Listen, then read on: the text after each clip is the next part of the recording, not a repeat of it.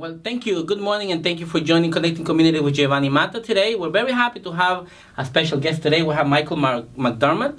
He's a former candidate for New York State Governor. He's also the chairman of the Suffolk County Libertarian Party. Michael, welcome, and thank you for joining us. Oh, thank you. You're welcome. So welcome to have you here. Well, first of all, what is a libertarian? You know, what is the Libertarian Party? A lot of people may not be as familiar as we should be about what is a libertarian really in Long Island, whatever. There are a lot of rumors about what a libertarian is, and people don't really know what a libertarian. Libertarians, the basic premise of a libertarian is that we believe in individual freedom and liberty, which means you can do whatever you want as an American as long as you don't interfere in somebody else's rights, or bother their rights. Okay. And we believe strongly in the Constitution, the United States Constitution. And everything else emanates from there. So we just believe in freedom and liberty. And most Republicans and Democrats will say they believe in the same thing, but then they create laws that take away our liberties and take away our freedoms. You know, they have things like red light cameras that they have. They're trying to stop us from doing everything. You know, and we really just want to be free. Okay. It was illegal to drink raw milk. Now, I don't drink raw milk, but if I wanted to, who's the government to tell me not to drink raw milk? Okay. You know, so that's basically. So there has been a lot of misconceptions about what really the definitions of libertarian is. Yes. Okay. Yes. So and people probably confuse them with being, like you said, a libertarian person, but does it really means that you are free, and how much of freedom do you have that cannot be given by the other parties? Well, you see, the Constitution doesn't give us freedoms. They guarantee freedoms given to us by the Creator. That's just what the Constitution says. Okay. So we formed the Founding Fathers, who I think were mostly libertarian. Mm-hmm. They didn't have that phrase back then, but they decided that they wanted to have a free government. They came under the rule of King George of England, and taxation with representation, all that sort of thing. And they wanted to be free. They just wanted to have their country, after giving a lot of thought. They didn't just come up with these things. They looked at other civilizations and decided that they wanted to have a republic where the people that are being governed are free. And the less government, the better. And of course, there is a lot of things that we can discuss about being free also. But speak to us about the party in Suffolk County. I know you're the chairman of the Suffolk County Libertarian Party. What are you currently doing? What are some of the projects? And when did you meet? Well, we meet every the fourth Thursday of every month. Right now, we're meeting at the Hopog Palace Diner in Hopog, and we meet the fourth Thursday and we discuss different topics. Usually, we have a good discussion on liberty and freedom and what's going on in current events, and then we have a question and answer period where people can ask whatever they want, and we encourage people to be very vocal in their opinions. I think that the more people that come, the more they'll realize, hey, you know what? I really am a libertarian. Once they start defining their values and their belief. Yeah. See, we're in a two-party system, which the Founding Fathers were always very afraid of. You know, two parties, each with their own rules and their own heads of the party, and they just snipe at each other and nothing gets done. They foresaw what's going on now. If you read George Washington's farewell address, it's prophetic as to what's going on right now. And we just feel that we have to get back to just being a free country and a free nation, and that we are free, and that we should be able to do what we want as long as we don't interfere with somebody else's rights. So it's a very simple concept. And we do believe strongly in the Constitution, as I said, and we're getting away from that. And the two parties, they don't really care so much about freedom and liberty anymore. They care about staying in power.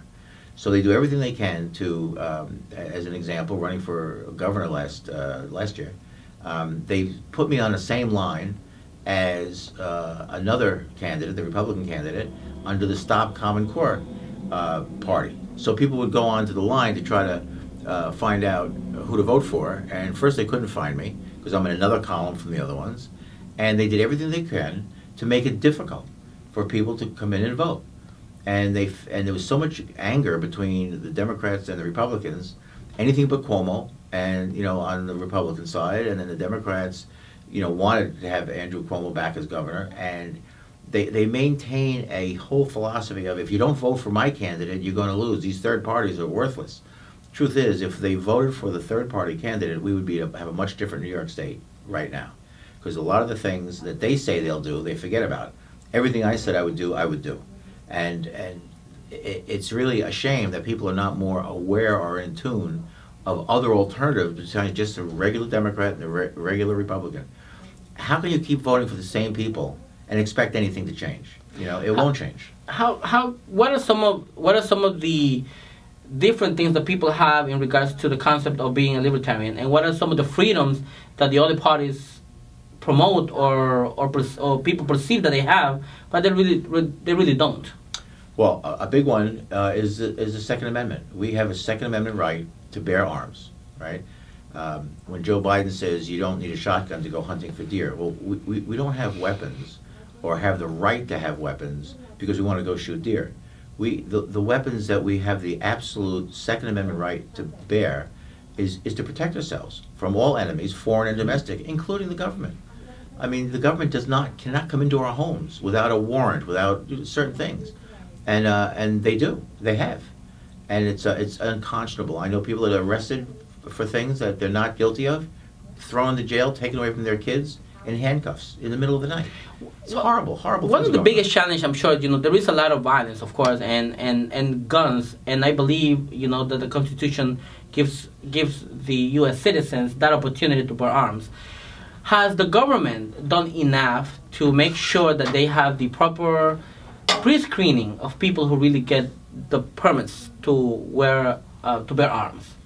Is that where the government has failed, probably? Well, the Constitution doesn't say you have to be pre-screened before you're allowed to have guns. Correct. We have a right to have guns. Okay, we have the right. There are programs in place where, for instance, if you're a convicted felon, you can't get a permit to carry a weapon. Okay. But why should only the bad guys have guns? The more strict they make people not to have guns, do they really think that the bad guys are going to say, "Oh, I can't get a gun now; it's against the law"? I mean, Correct. It only takes guns away from responsible, freedom-loving people that just want to, responsible people that just want to be able to protect their families. Correct. And in the middle of the night, Governor Cuomo put through the SAFE Act, which a lot of the Republicans say is the unsafe act. And what it really does is prevents you from having weapons. It takes your weapons away. They want you to register them. They want you to. I mean, they're getting to the point where anything. If you have a gun. And I have guns, and they're illegal, and I don't have them in New York State. They're in Florida, where I lived, because if they were here, I'd be arrested. I'll give you one example. I was in Sedona, Arizona, where I had lived for a while, and I was speeding. I think I was doing 40 and a 30 or something. Police officer pulled me over, and I gave him my driver's license and my concealed weapons permit, because I wanted him to know that I had a weapon. And he said, "Okay, are you carrying a weapon?" I said, "Yes." He says, "Where is it?" "It's in my holster on my hip." He said, "Okay, just keep your hands on the steering wheel," right? And responsible, letting him know there's a weapon. I didn't want him to see it and get nervous. In Suffolk County, if that had happened, there would be 15 police cars. They would slam my head into the pavement, handcuff me, and you wouldn't hear from me for a long time. And the next time you saw me, I'd be all bruised and battered. What is that about? I was being responsible. I had the weapon. I had a concealed weapons permit. It's very, very prohibitive. And most of the police officers that I've met are in favor of the SAFE Act, that responsible citizens should have the right to protect themselves. Because the bad guys, they're not going to not protect. They're not going to have guns because it's against the law. So we have a big problem with the SAFE Act. And in my debate with Governor Cuomo, the one thing I do regret is nobody brought up the SAFE Act, and it was a major, major issue. Because that's our Second Amendment right. It's not the 20th Amendment. It's the Second Amendment. The Second Amendment right to bear arms. What about the Common Core? That's another issue. Going back to to some of these challenges that we have in New York State now. The weapons is, of course, a challenge that I believe the entire country has, and probably government has contributed to some of the challenges that people are facing now. But what are some of the challenges with Common Core? Common Core has been there probably for what now, a couple of years now. So what are some of the challenges? Well, I don't know where to begin. The whole thing is horrific. I mean, we should just let our teachers teach. Teachers go to school. They become teachers. I think the majority of them, the vast majority, because they're passionate about teaching.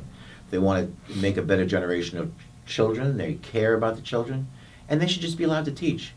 And there are mandates from the state, to kind of keep I guess they don't want every school to have a different curriculum, and they want kind of all the kids to have a similar education, have a uniform curriculum. Yeah, uniform, and that's okay. I mean, there are certain mandates that are okay, that are okay just to keep things going.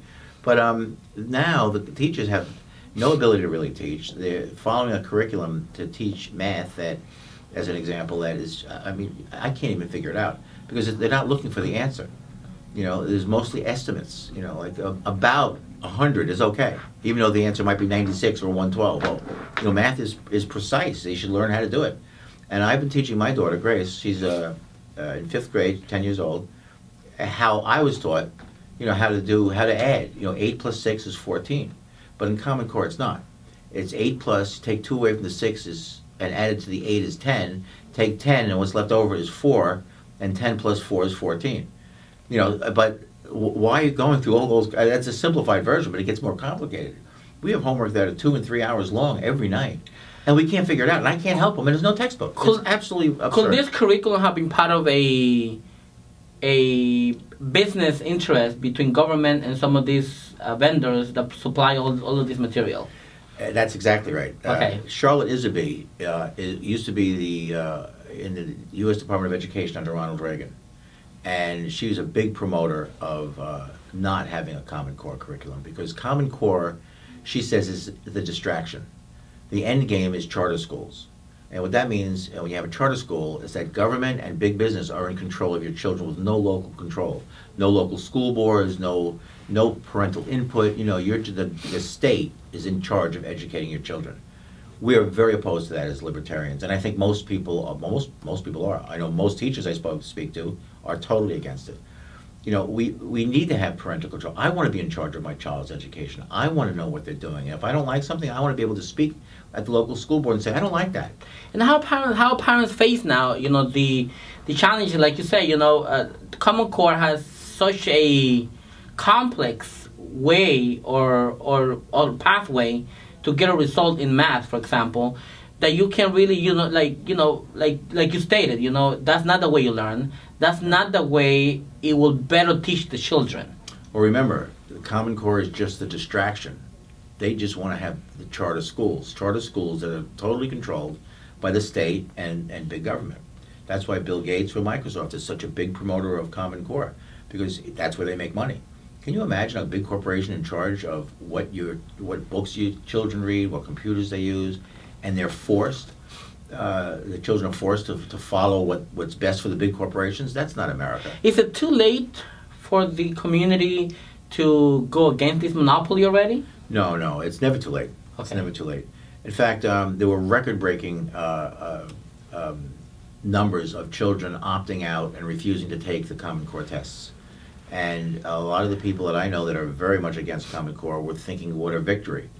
And I would agree. I think it was wonderful. I think it was over 55% of the kids in Gracie's school in 5th grade refused to take the test. 55%. When she was in 3rd grade in Birchwood Elementary in Huntington, she was the only child to refuse to take the tests. And it wasn't just because of me. She says, Daddy, if I don't have to take a test, I'm not going to take it. And I said, well, why don't you want to take it? She says, because the test is about the subjects that they're not teaching us till 5th or 6th grade. I can't possibly pass. Why would I want to take that test? And she's exactly right. Well, and a lot of the communities have declined, because I've seen some actually children that feel uncomfortable taking the test, and then sometimes the parents are unaware of what exactly this is the content, so they rely on the feedback of the children. And the children probably have a lot of, the children probably have the majority of the sense of what actually is happening with the Common Core. The parents may not know anything.